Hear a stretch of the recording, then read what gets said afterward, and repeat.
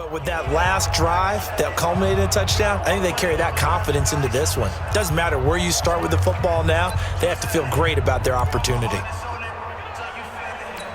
Here we go. The 49er offense set to get this drive underway, and they're hoping to redo their efforts in the last drive when they got into the end zone. And just think of what it's like now on the sideline, because when you score a touchdown, you have to go over and look at the tablet and see what you did on the last drive. When you scored points, it's a whole lot better view than when you're trying to figure out how to fix things there.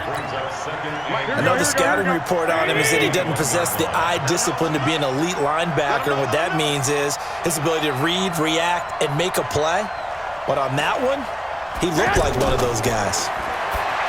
On 2nd and 9, Garoppolo. 6 yards is the pickup, and that'll lead to a 3rd down.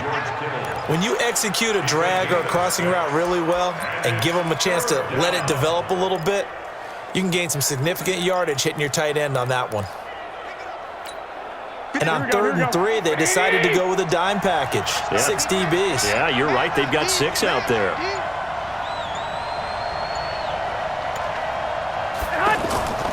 Now Garoppolo. And he hits his man, Matthews. And he gets it to the 32. Good enough for a 1st down. First target, first catch, and a 1st down. I think it all came together there. In-breaking route, drove it with excellent pace. Money throw right there to move the sticks.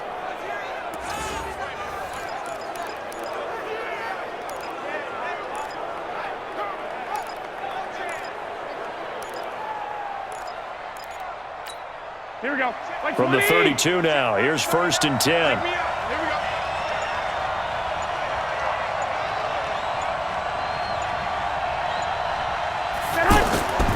Throwing now is Garoppolo.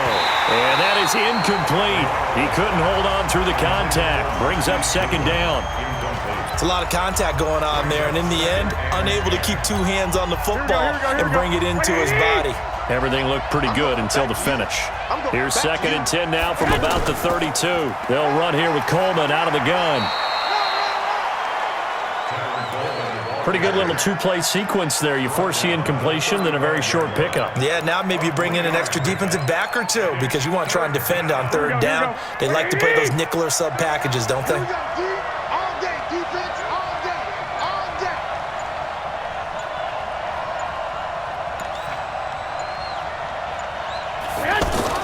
Throwing is Garoppolo on 3rd down. And that will be incomplete. I know coaches tell us all the time that having a powerful arm isn't the #1 thing they look for in a quarterback. But when you're trying to throw inside routes and you need to put some heat on it, it helps to have the big gun. In this case,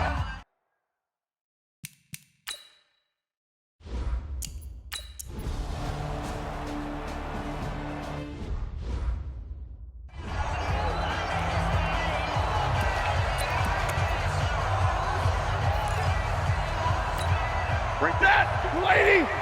54. Hey, Watch the screen! Watch the screen! Watch the screen!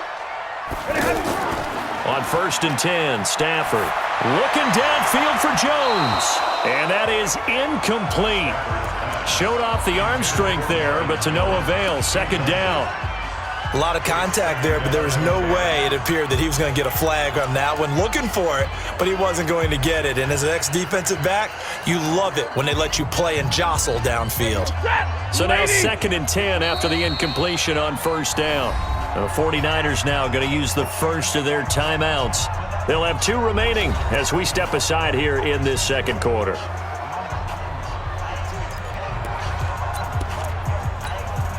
So they'll come up after the incompletion for 2nd down. Watch the ball. Watch the safety creep. Stafford going to give this one off to Johnson. And able to get this one across the 45 before he's brought down.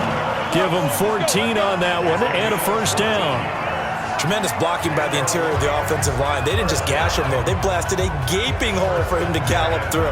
I think if he comes back to the huddle, he better be giving them a whole lot of credit and thanking them for that much space to rumble.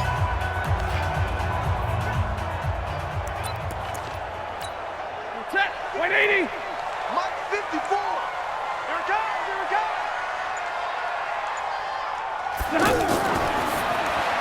Caught on the right side by Jones. And he'll lose yardage on the play back at the 45-yard line. They'll wind up losing 3 yards here. And that'll make this a 2nd and 13. And we'll remind you that coming up at halftime, we'll join Jonathan Coachman and the gang in Orlando. Coach will have stats and scores from the early games going on here around the NFL. So a jump there defensively. And it's a killer.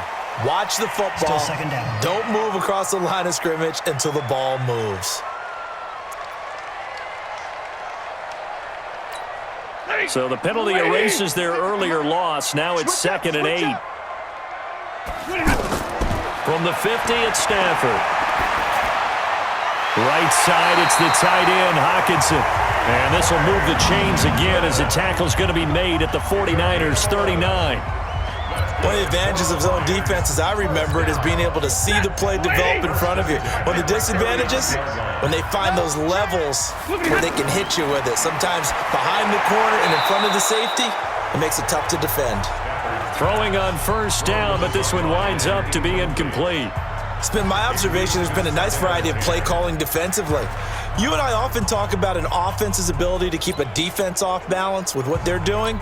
I think the converse has been true in this game. I think you're right. They seem to have gone off tendency quite a bit, but only the 2nd quarter, a lot of time to change things. A 2nd down pass play there, but it's incomplete. Feels like they're getting caught in between here because they didn't completions on 1st and 2nd down. Now you got to worry a little bit about the clock because you prefer not to give them another shot here in the 1st half. But if you don't pick up the 1st down, guess. And down he goes. The 49ers get there. Nick Bosa in there yet again. What else is new? He continues to rewrite the record book in single-season sacks. They just gave up a sack there, and if I'm not mistaken, they gave up 4 last week, didn't they? Yes, and just looking really porous, aren't they? They really are, and I'm wondering if they're going to have to start thinking about keeping the tight end in, maybe a back, someone to help assist, because right now, their quarterback's been getting hit a lot in the last couple of games. Here's Sam Martin now, as he's on for the 5th time here today. And he deserves a bronze leg as he gets this one away.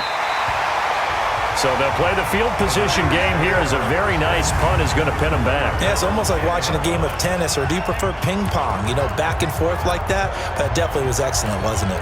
Set to take over again here on offense, Jimmy G and the 49ers. He's played a pretty clean 1st half, a touchdown, no interceptions. Frankly, that's what they expect out of him. They want to see the ball thrown and thrown well, and he's able to do that and put it in the end zone. They'd love to see more of that before this game finishes, but right now, he's got his team in a good spot. A good spot, maybe looking for touchdown pass number 2 here in the 2nd quarter. Brings up 2nd and 7 at the 13-yard line.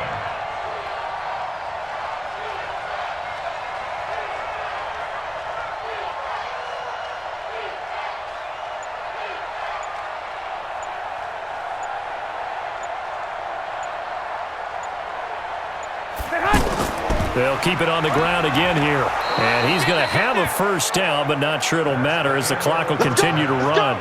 So we've hit halftime. Just a field goal separating these 2 teams at the break. As we'll head down to Orlando, that's where we find our man Jonathan Coachman at our EA Sports Halftime Report. Coach. Okay, Brandon, time for a sprint to the finish, as it's time to get you caught up with what's happening around the NFL here in a pivotal Week 15. We'll get started up at Lucas Oil Stadium in the capital city of Indianapolis. And it's the Ravens who have the lead as they play the 2nd quarter. Mark Ingram has a touchdown there. Next, we'll stay in the AFC South as we fly through Kentucky and on down to Nashville to check on the Tennessee Titans. And they've got the lead in that ball game over the visiting Jaguars. Marcus Mariota, a touchdown pass. Finally, let's get right to the center of the U.S. map and check in on the Chiefs at home in Kansas City. And as you see, they are currently all tied with the visiting Denver Broncos.